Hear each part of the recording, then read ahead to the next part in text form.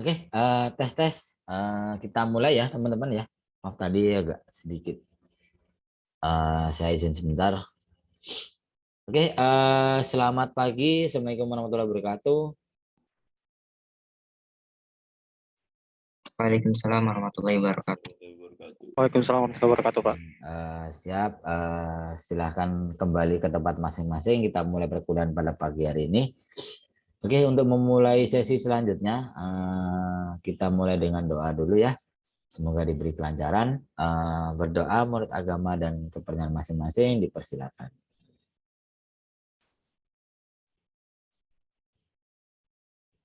Oke, cukup.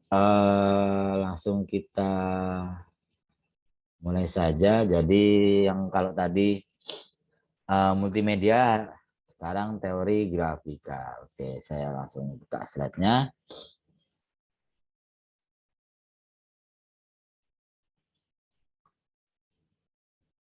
Sebentar. Ini tadi ada berapa orang? 1, 2, 3, 4, 5, 6, 7. Oke, sambil nunggu yang lain ya.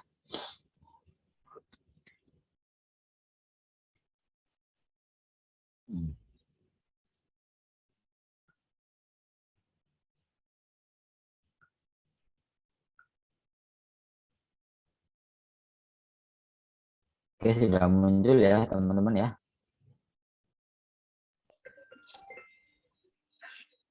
Oke, pertemuan kedua teori grafika. Kalau kita kemarin belajar soal pengertian dari teori grafika sendiri, sekarang kita lanjut lagi lebih ke sejarah dan perkembangan teori grafika ya. Jadi apa namanya? Yang pertama, sejarah grafika seperti bidang ilmu yang lain. Jadi sejarah grafika komputer sangat bervariatif tergantung dari mana kita melihat sudut pandangnya.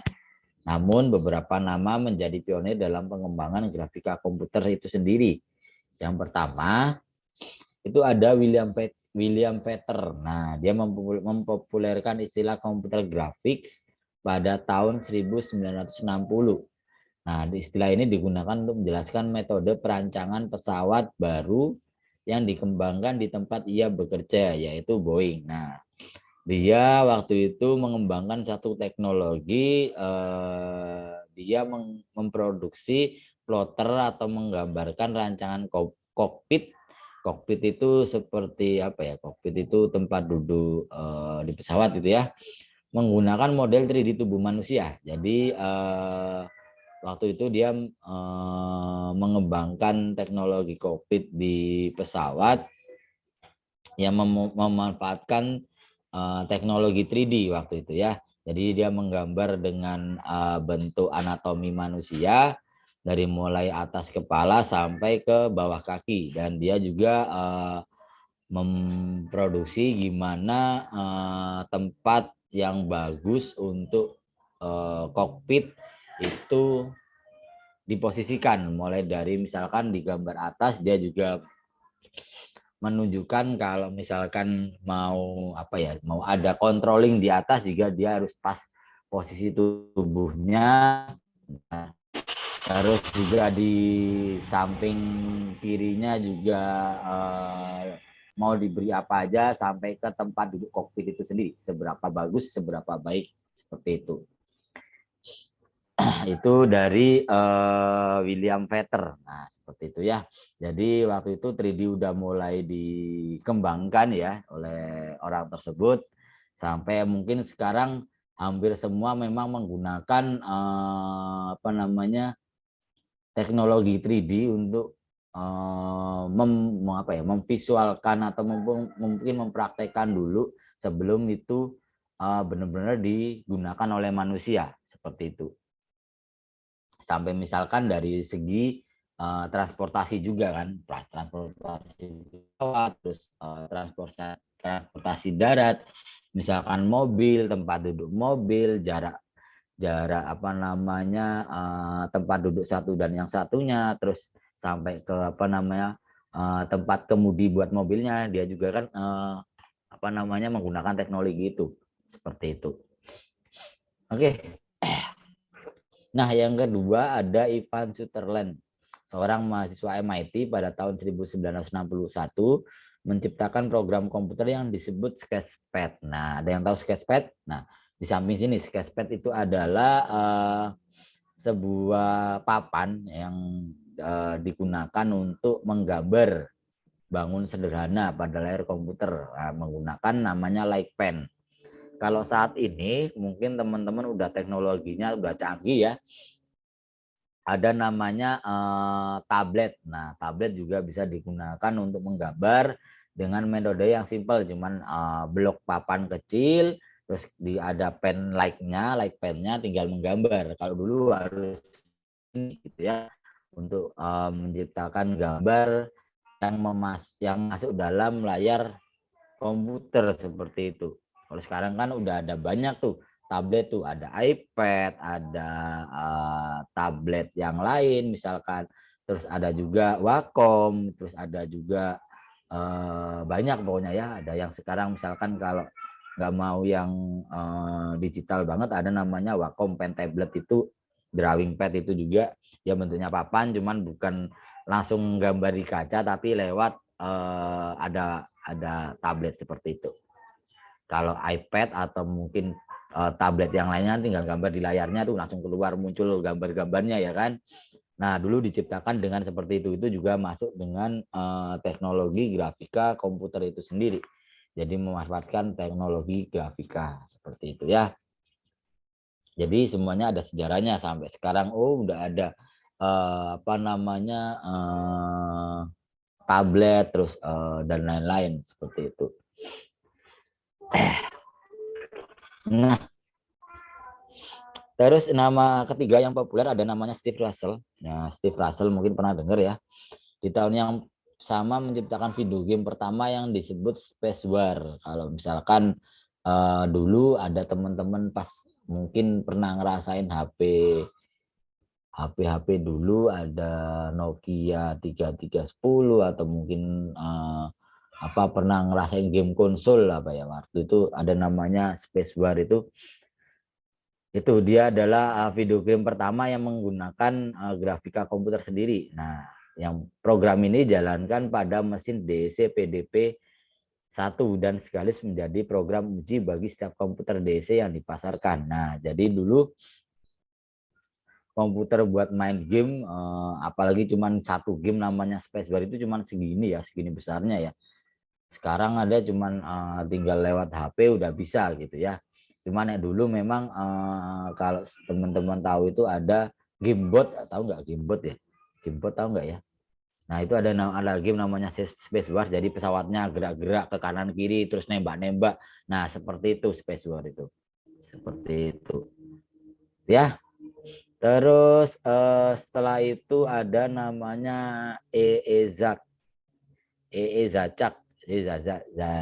Nah, seorang ilmuwan dari Bell Telephone Laboratory tahun 1963 menciptakan sebuah film yang mensimulasikan gerakan-gerakan satelit pada saat mengorbit bumi. Nah dulu teknologi ini juga membantu ya.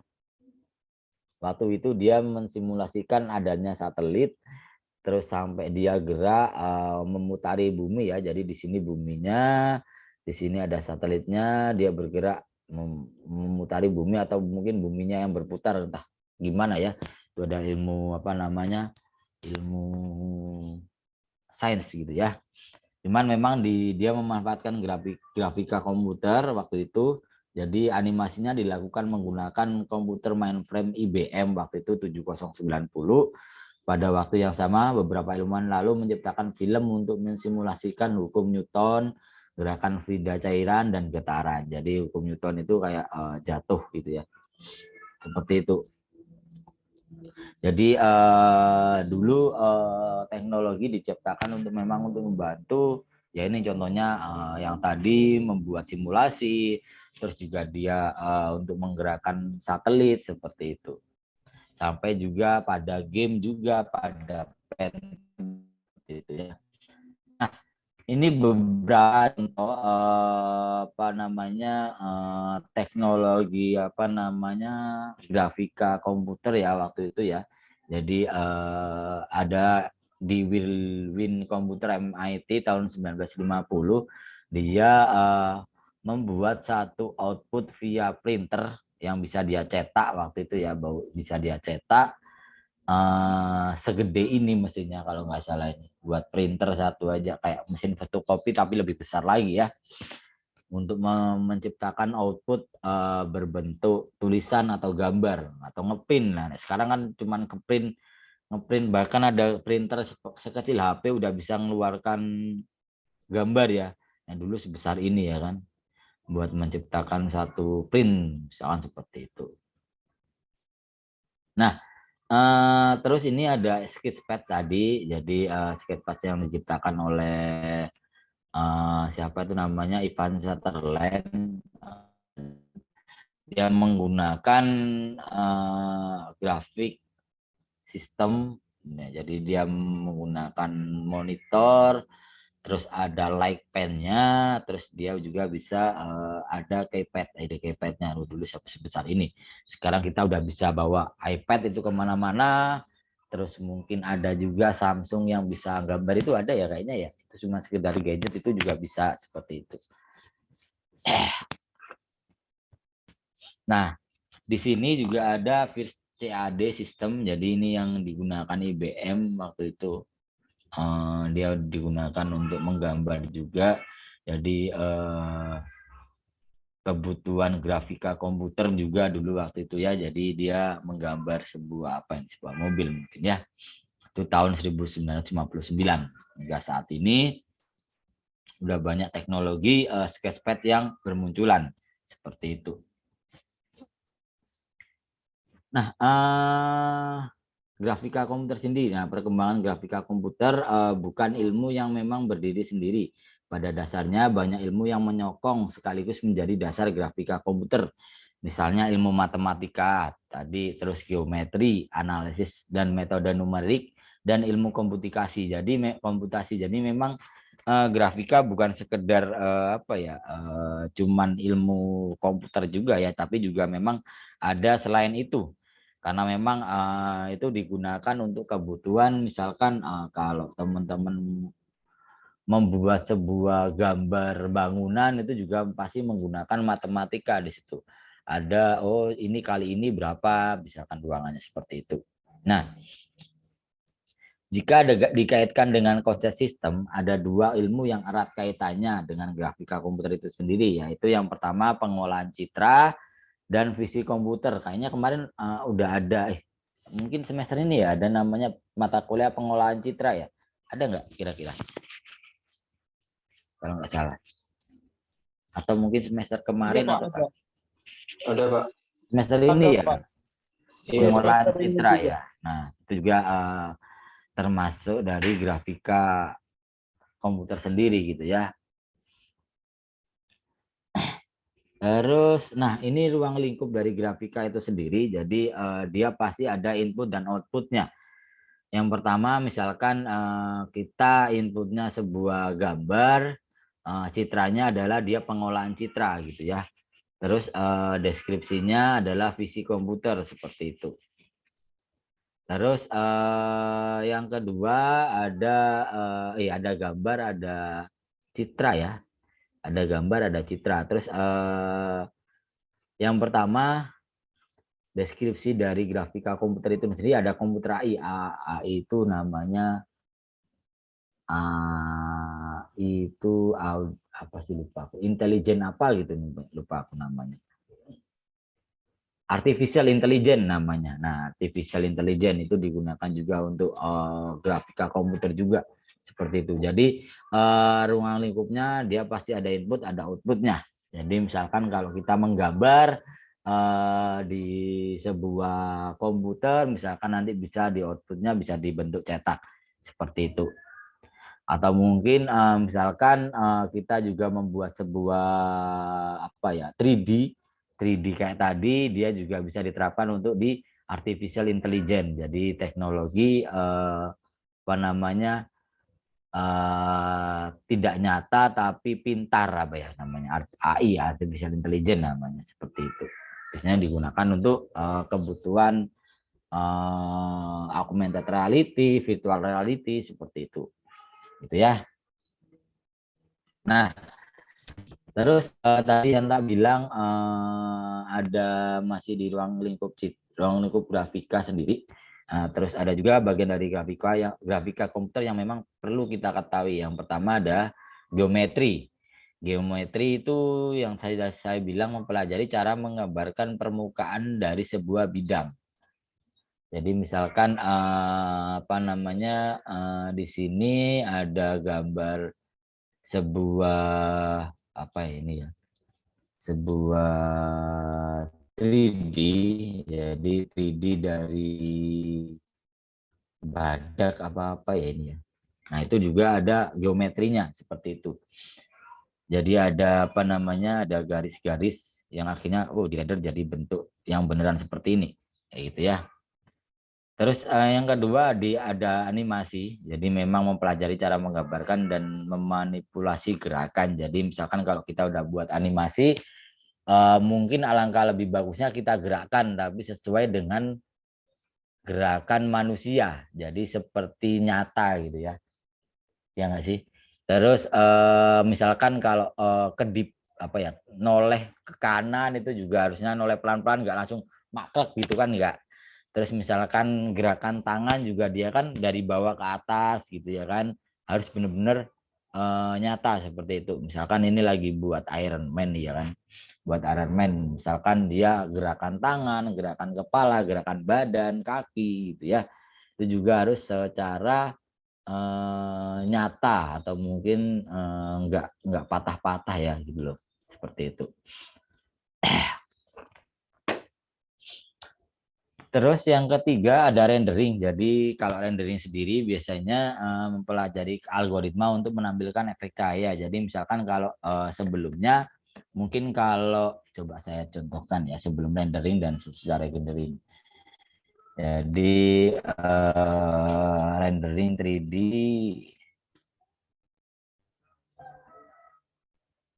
Nah, jadi misalkan dulu rendering 3D karakter misalkan.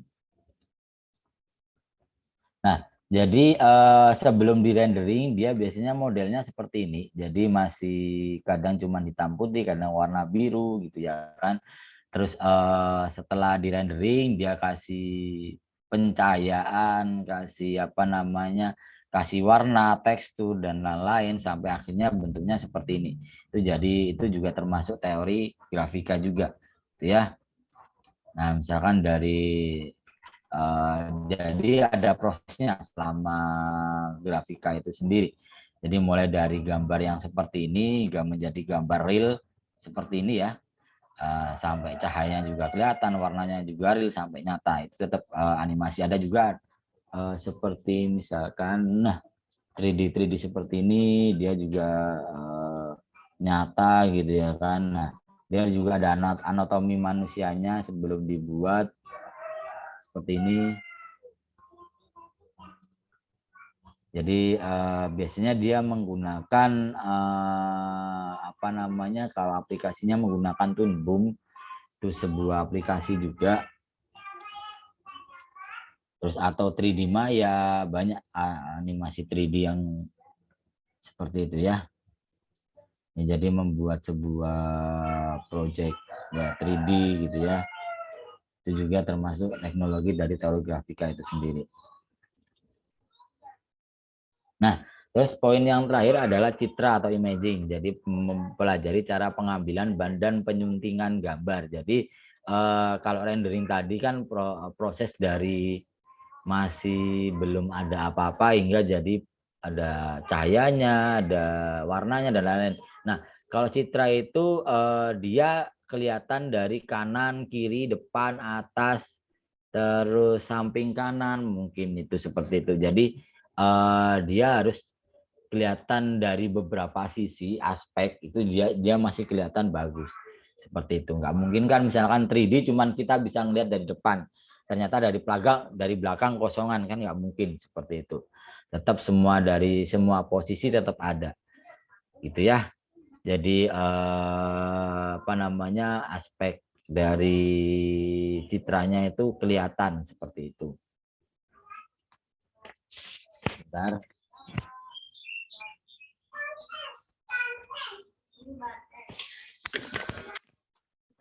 Oke, lanjut lagi.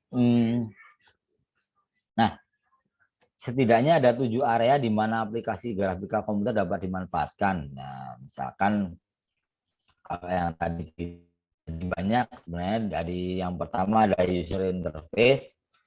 Nah, penggunaan grafika komputer sebagai antarmuka komputer pada sistem operasi dan aplikasi modern dewasa ini, misalnya Windows dan Visual Studio. Jadi sekarang di mana-mana semua aplikasi itu pasti ada UI-nya atau user interface-nya. Jadi tatap muka.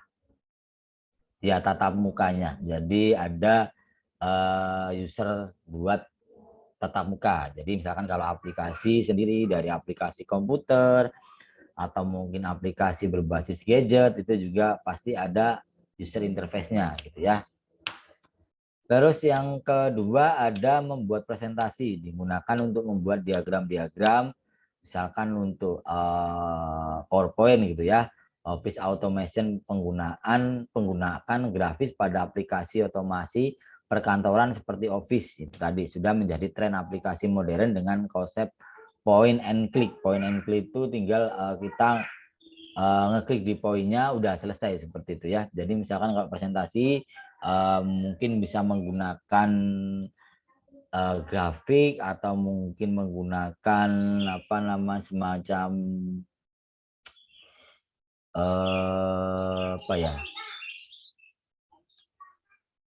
berbasis kayak grafik apa sih namanya sih, grafik terus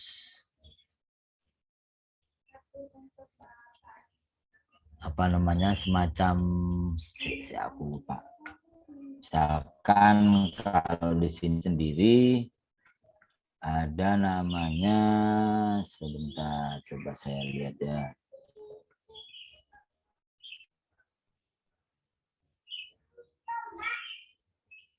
Nah, semacam diagram atau chart. Nah, seperti itu. Diagram atau chart. Jadi dia semacam seperti itu. Biasanya kita gunakan untuk presentasi ya. Jadi kayak gini-gini. Seperti itu. Terus poin ketiga adalah ada percetakan digital. Ini yang sering kita jumpai mungkin ya. Jadi gimana sebuah digital itu ke arah bentuk fisik. Jadi digunakan untuk pembuatan brosur, billboard digital, buku dan sebagainya. Jadi percetakan digital itu sekarang udah memang memanfaatkan teknologi grafika juga. Jadi outputnya nih dulu kita cuman mungkin nek zaman dulu ya belum bisa ngetik atau mungkin apa gitu kan, belum bisa nyetak. Kalau sekarang apapun mungkin bisa dicetak ya. Jadi mulai dari souvenir aja juga udah pakai percetakan digital. Jadi kita tinggal bentuk polanya aja seperti itu kan. Ada juga percetakan yang kemarin sempat bahas percetakan 3D. Jadi kita tinggal nyetak yang sudah kita buat terus kita tinggal cetak gitu kan. Apa printer 3D namanya. Itu ada.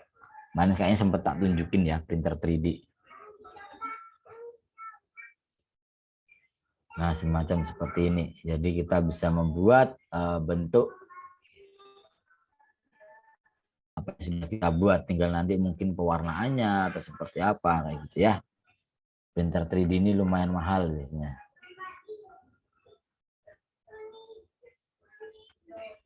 Oke, lanjut lagi.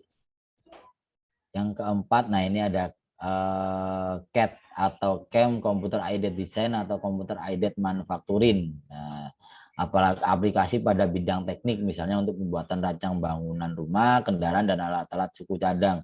Jadi apa ya, biasanya menggunakan aplikasi SketchUp, Google SketchUp, kalau enggak 3D Maya, terus misalkan apa yang memang digunakan untuk kita bangun rumah, bikin kendaraan, bikin produk gitu ya. Jadi itu biasanya digunakan untuk rancangan seperti itu. ya. Kalau teman-teman sering lihat kan, kemarin sempat tak tunjukin untuk kebutuhan di pembangunan, bukan cuma rumah, gedung atau apapun juga dia memanfaatkan CAD atau CAM, Computer Aided Design, seperti itu. Akhirnya menjadi sebuah bentuk rumah beneran nih kan, gitu kan, seperti itu. Terus yang ke 1, 2, 3, 4, 5.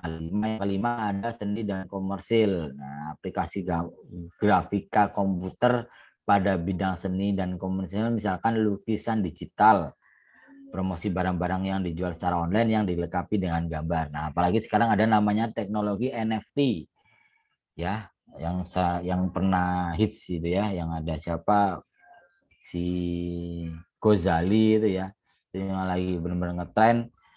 Dia cuman sebuah foto ya, gitu ya, dia jual gitu ya, akhirnya bisa dibeli miliaran gitu kan. Apalagi yang bersifat digital, misalkan kalau kita bikin sebuah sebuah aset digital, kita bikin icon, bikin karakter dan lain-lain seperti itu. Dan juga karya seni yang bentuk fisik kita juga bisa jual, yaitu berdasarkan grafika komputer tersebut, seperti itu ya. Terus yang terakhir ada pengontrolan prosesnya. Pengontrolan proses aplikasi visualisasi data dengan menghubungkan alat dengan komputer melalui saluran USB atau RS232. Nah, digunakan untuk memonitor lokasi, webcam, dan pengawasan dan sebagainya. Biasanya yaitu ada di webcam.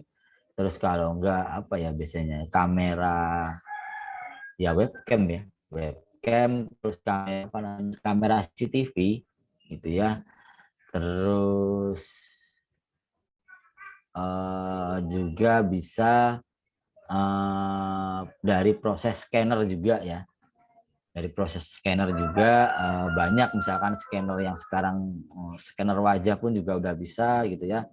Terus sidik jari gitu ya. Terus banyak sekali gitu kan, yang itu memang dia ada pengontrolan prosesnya seperti itu. Jadi itu ya, ada 7 area di mana aplikasi grafika komputer dapat dimanfaatkan. Yang pertama user interface, membuat presentasi, percetakan digital, CAD/CAM, seni dan komersial, pengontrolan proses. Itu setidaknya ada 7. Sebenarnya masih banyak lagi yang bisa dijelaskan ya, seperti itu. Contohnya sendiri teknologi saat ini sistem barcode itu juga dari pengontrolan proses sebenarnya. Jadi kita nyeken sebuah QR code gitu ya, itu tinggal udah langsung kedetek nih kan, seperti itu.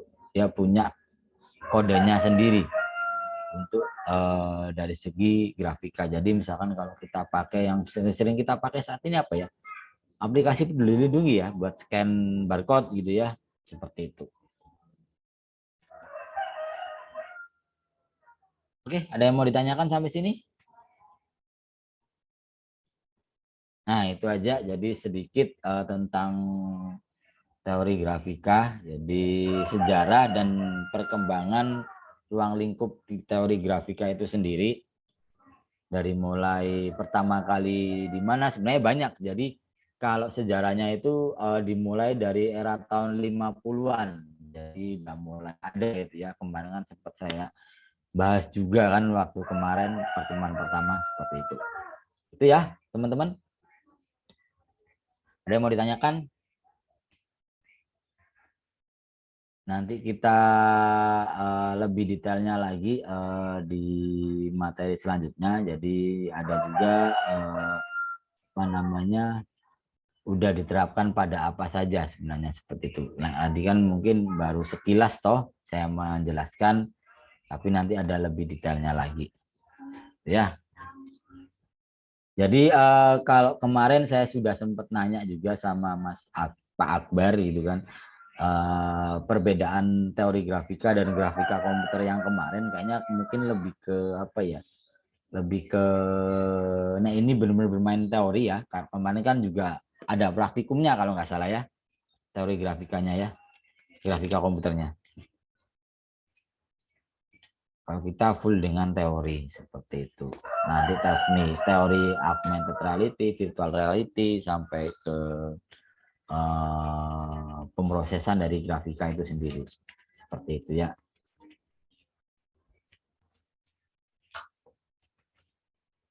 Oke, ada mau lihat jangan, kalau tidak ada saya mau nanya sama teman-teman, baru mau nanya kan, dia nanya kan.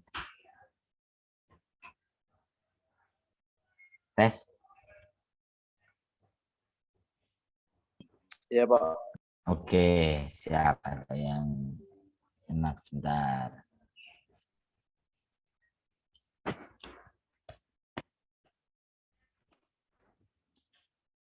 Nah, saya mau ngupas sedikit buat pertemuan minggu lalu. Ada yang masih ingat apa namanya pengertian dari teori grafika itu sendiri apa kira-kira?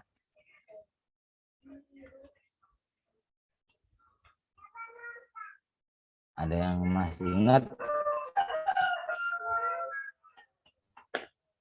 teori grafika itu apa? Pengertiannya, definisinya?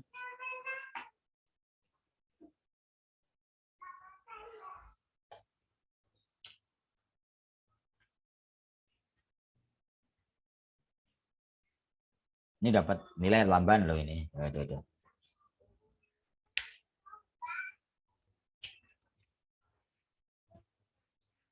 Ada yang masih ingat?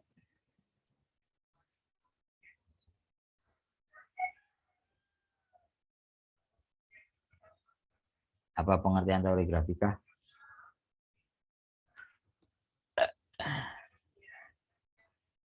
Tes.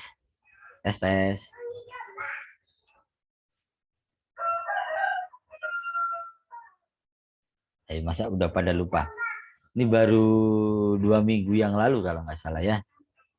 2 minggu yang lalu saya ajarkan tuh. Saya masih ingat? Saya, Pak. Oh iya, monggo. Gimana, Mas? Grafika komputer adalah teknik-teknik dalam ilmu komputer dan matematika untuk mempresentasikan dan memanipulasi data gambar menggunakan komputer. Oke. Siap, memanipulasi gambar. Jadi pada intinya memanipulasi gambar menggunakan teknologi komputer. Seperti itu. Jadi kita bermainnya lebih ke arah visual. Seperti itu ya. Jadi apa namanya? Gimana cara kita untuk memanipulasi yang tidak bisa dilakukan oleh manusia. Jadi dia menggunakan teknologi komputer itu tadi. Seperti itu. Kalau kalian sering lihat juga mungkin apa ya, teknologi seperti ini juga diterapkan pada transportasi udara loh ya. Jadi di radar, kalau teman-teman tahu radar, jadi ada antara pesawat satu sama pesawat yang lain. Kenapa bisa nggak saling bertabrakan? Karena memang udah diatur dengan grafika nih. Oh, dia di poin apa ya, kalau ketinggian terus lokasi ini kan juga kan itu masuk ke apa ya, masuk ke teori matematika mungkin ya. Oh, akhirnya nggak bertabrakan tuh karena memang udah ada itu yang mengatur seperti itu. Kalau kacau nah ya bisa bertabrakan kan, sempat ada tuh dulu kan, sempat kacau gitu kan. Akhirnya ya bakalan bertabrakan pesawat tuh kan, seperti itu kan. Karena mungkin beda ya. Kalau di jalur darat sama jalur udara gitu kan, kalau nggak dibantu dengan sebuah komputer, apalagi dia juga memanfaatkan teori grafika ya. Jadi kalau teman-teman tahu, coba saya share sedikit.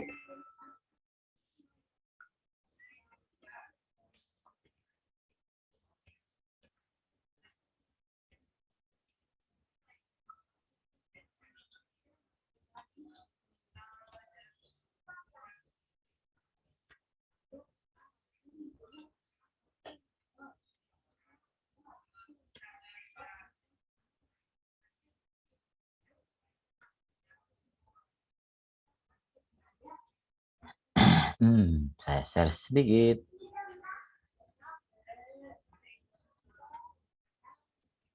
Nah, Ini teknologi radar pesawat juga dia menggunakan sistem grafika komputer sendiri. Kemarin ada juga pemetaan lewat peta gitu ya, peta udara gitu ya. Kenapa kok pesawat nggak bertabrakan? Karena memang sudah diatur di situ di dalam sebuah radar.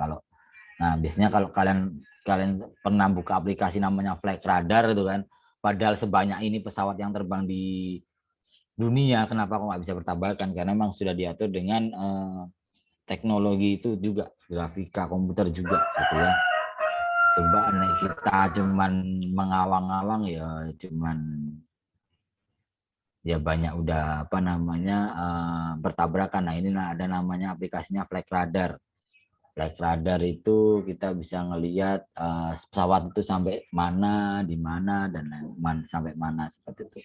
Tuh banyaknya segini pesawat yang terbang, kalau nggak diatur kan ya banyak kecelakaan udah seperti itu. Itu juga memanfaatkan teknologi grafika komputer itu sendiri. Seperti itu ya. Jadi udah banyak dimanfaatkan di sini. Seperti itu.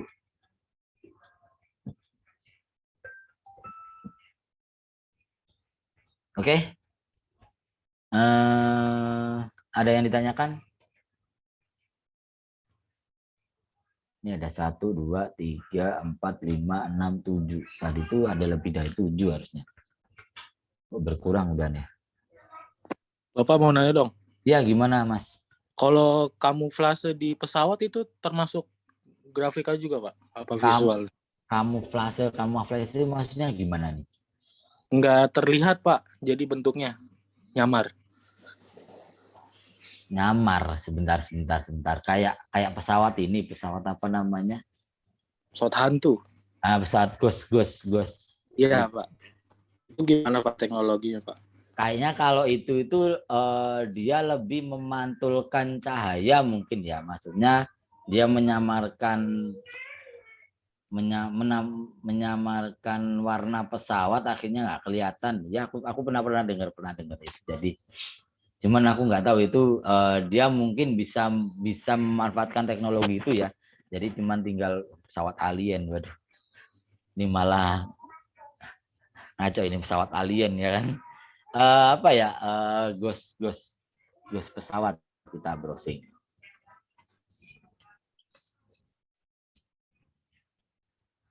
Pesawat hantu. Mungkin memanfaatkan itu ya Mas ya. Jadi dia tinggal memantulkan cahaya, akhirnya kan pesawatnya enggak kelihatan kan, mungkin seperti itu ya. Saya juga kurang tahu gitu kan.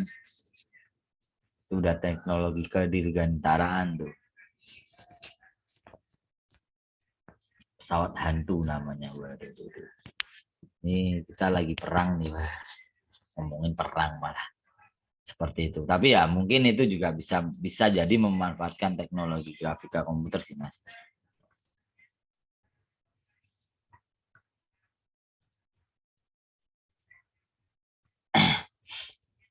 Yang sering memanfaatkan untuk grafika komputer itu sebelum membuat sebuah produk, rancangan produk atau mungkin arsitektur produk juga, itu juga menggunakan grafika komputer. Misalkan kalau kita mau bikin sebuah handphone atau mungkin sebuah laptop, kita harus bikin rancangannya dulu nih. Monitornya segini, terus keyboardnya segini, terus nanti touchpadnya segini, kan gitu kan. Jadi akhirnya nanti diimplementasikan jadi bentuk fisik beneran seperti itu.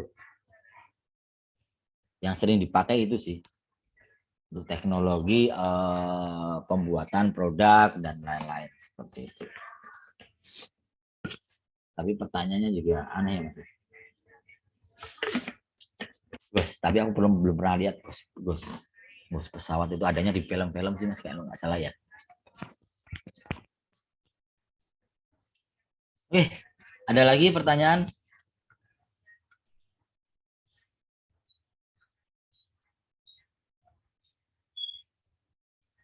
Di Spider-Man Homecoming, kalian melihat film malah ya kan, ya mengadaptasi film nggak apa-apa sih, cuman kadang ada yang di luar nalar aja kalau bilang film ya. Kayaknya ya seperti itu. Jangan-jangan nanti kalian, wah kenapa kok ada Iron Man gitu kan? Waduh, malah pusing kalian. Itu fiksi ya teman-teman ya.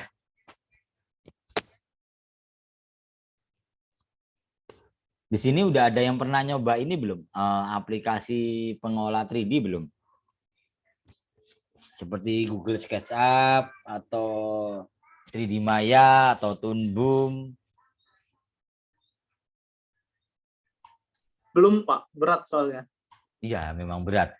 Aplikasi 3D memang berat.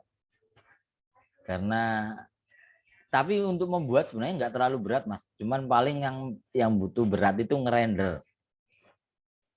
Rendernya butuh spek agak tinggi, tapi kalau untuk bikin kayaknya kalau misalkan kalian main SketchUp aja pakai i5 itu udah cukup. Cuman kalau nanti baru di 3D di rendering, jadi kan kalau misalkan kita bikin sebuah rancang bangunan itu kan ada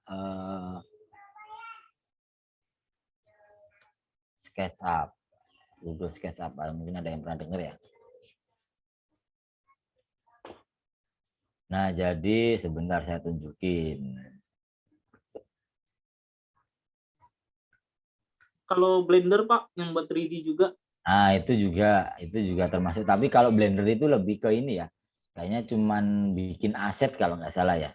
Blender itu ya. Tapi juga bisa, nggak tahu buat rancang bangunan enak atau enggak. Aku kurang tahu juga. Itu buat apa Itu gitu. Pak, kalau Blender buat misal mau bikin game atau animasi, Ya, benar. Tapi kalau 3D buat bangunan, katanya pakai AutoCAD. AutoCAD itu aplikasi zaman dulu sih, tapi kalau sekarang orang kebanyakan pakainya Google SketchUp. Coba saya share mana ya?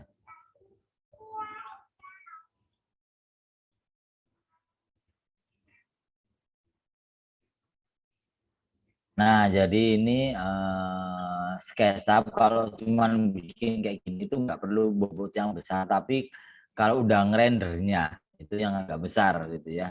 Dia menggunakan Google SketchUp, ini namanya Google SketchUp. Jadi rancang bangunannya masih bentuk belum bagus. Kalau udah rancang bangun yang 3D benar itu yang butuh komputer besar. Nah, contohnya kalau misalkan seperti apa ya? Jadi udah penampakan ini kan baru 3D semua nih, belum di rendering. Kalau di rendering contohnya kayak mana ya? Bentar. Nah, kayak gini lah. Ini interior nih misalkan. Atau mungkin rendering.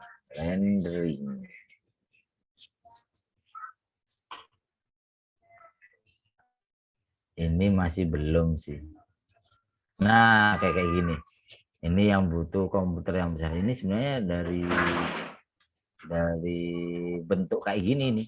Cuman bentuk gini. Ini juga 3D nih. Nah, bentuk yang kayak tadi ya. Nah, kayak gini. Terus akhirnya di rendering bisa kayak gini. Ini bukan foto loh ini. Ini apa namanya? Menggunakan apa namanya? Rendering gitu ya.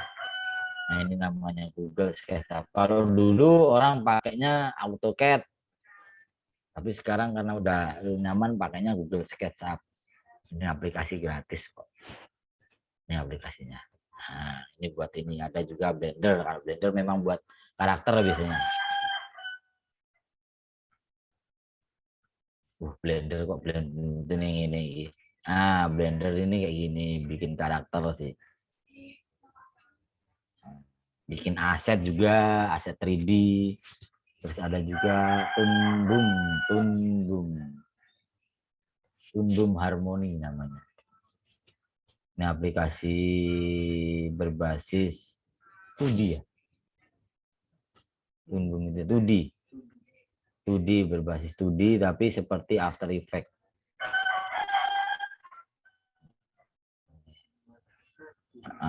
Ini Toon Boom. Terus ada juga tadi apa namanya 3D Maya. Ini 3D Max juga ada, 3D Maya,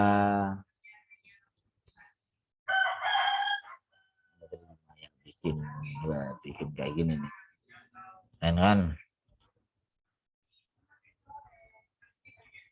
Itu juga termasuk teori grafika komputer juga tuh. Ini apa namanya, membuat siapa ini? Lupa aku ulang namanya.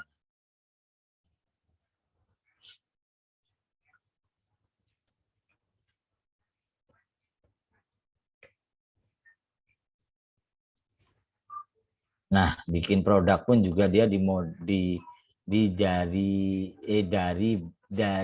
3D dulu gitu ya, dari 3D dulu akhirnya implementasikan seperti itu. Enggak cuma produk, banyak ya, kursi juga, interior juga, terus misalkan bikin mock-up produk, mereka memang menggunakan base-nya adalah arsitektur dari 3D dulu, baru diimplementasikan jadi beneran hasil gitu ya.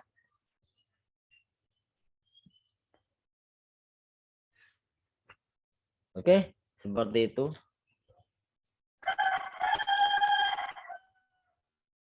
Saya sambil ngabsen dulu ya.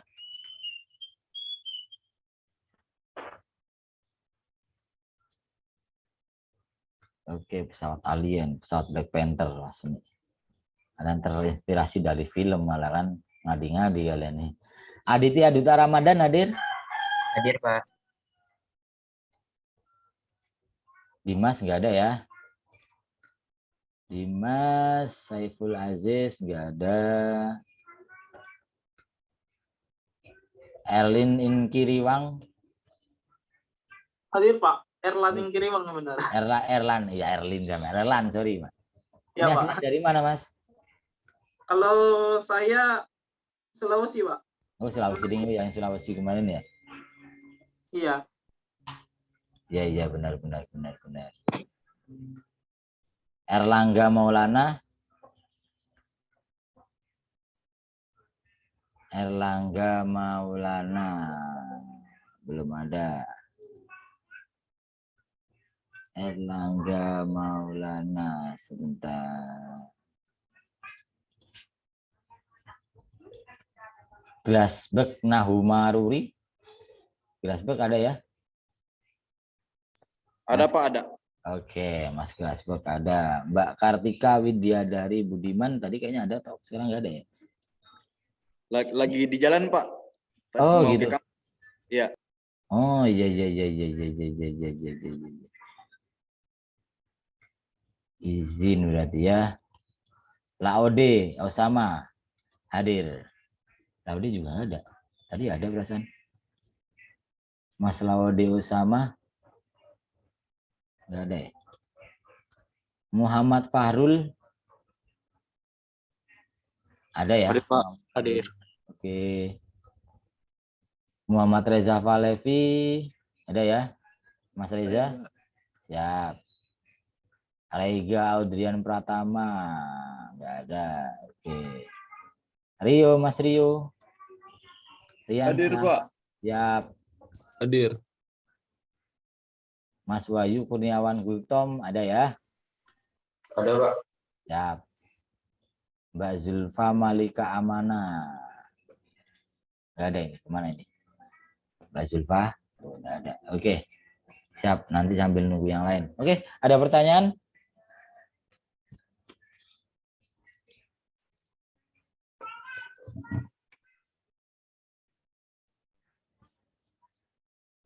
Saya mau ditanyakan?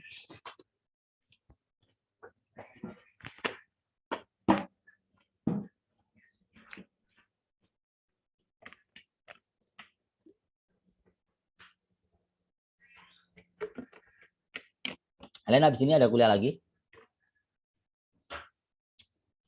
Ini Iya, terakhir. Pak. Oh ini terakhir ya? Pak.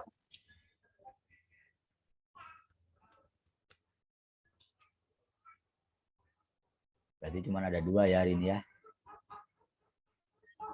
Oke. Oke, ada yang mau ditanyakan?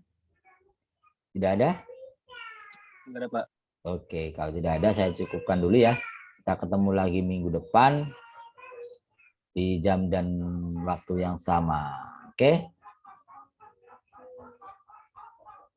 Oke, mungkin itu aja yang saya bisa sampaikan buat hari ini. Kita udah ketemu mulai dari jam 8 sampai jam 11, lumayan lama ya. Jangan bosan ya, oke? Oke, untuk menutup perkuliahan pada pagi hari ini, alangkah lebih baiknya kita berdoa dulu. Semoga ilmu yang kita dapat hari ini bisa berkah dan bermanfaat buat kita semua. Berdoa menurut agama dan kepercayaan masing-masing, dipersilakan.